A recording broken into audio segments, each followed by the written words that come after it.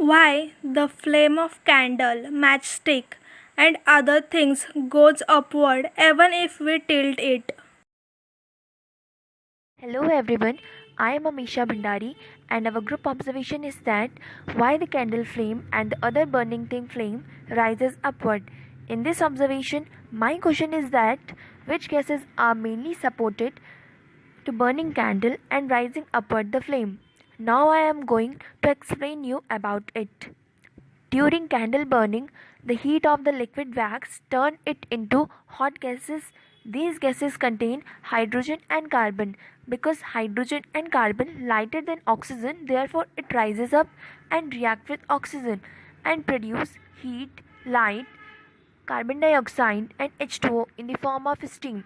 Thus we found three gases are very important for candle burning. Thank you.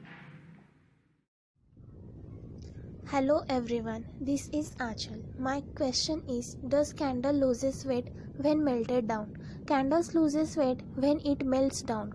My hypothesis is based on my observation of smoke and vapors from a burning candle.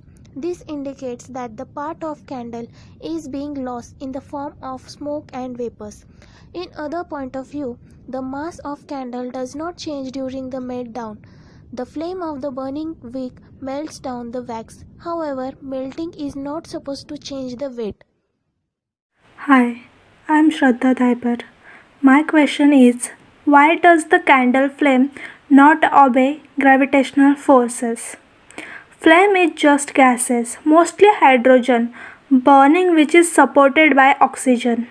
Hydrogen is very light and the gravitational force is directly proportional to the masses of the two bodies, that is earth and the hydrogen molecule. Thus the amount of gravitational force is much less on gases as compared to other things. Thank you. Myself Neelu Bhatia, and my question is why candle burns with a yellow flame? Have you ever observed black deposits on the nearby walls or the ceiling above where the candle is burning? Yes, we generally have. So the explanation is the most important flame color determining factor is oxygen supply. Candle burning is incomplete combustion and the temperature is not very high. This gives a yellow flame. Combustion is a process of burning something. Incomplete combustion is the partial burning of fuel due to lack of oxygen or low temperature. All the light a candle makes during combustion, a chemical reaction in which the wax, which is made from carbon-based chemical derivatives of petroleum, reacts with oxygen in the air to make carbon dioxide. Water is also produced in the form of steam. Since the wax never burns perfectly, there is also a little smoke produced. We generally observe it. And this black smoke and the carbon deposit is a proof of incomplete combustion. Thank you. Hello everyone, I am Mehraj Begum. Today I am going to explain about what happens we put a jar or a glass over a burning candle by doing simple experiment. So I am just using glass jar, just put on a over a candle flame. Let's see what happens. Oxygen molecules from there interact with water wax molecules to have a chemical reaction. The product is water molecule, water vapor converts carbon dioxide gas, heat and light. As the fire needs oxygen to sustain itself, once the fire in the glass consumes all the oxygen, the fire goes out.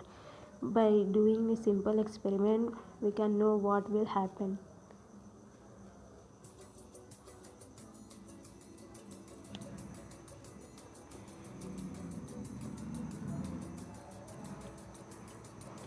Thank you. A candle flame keeps pointing up because it hits the surrounding air, creating streaming current around itself. Warmer air is thinner and lighter than cooler air, since gas molecules spread out when they gain energy. As the heated air near a flame expands, it also rises since it's lighter than the air around it. Cooler air rushes in to replace it, heats up, and likewise rises in a continuous stream. When you look at a burning candle, you can't see convection current around the flame, but it's this uprising airstream that keeps the flame pointing skyward. The hot gases rising towards the ceiling also gives the flame its arrow shape.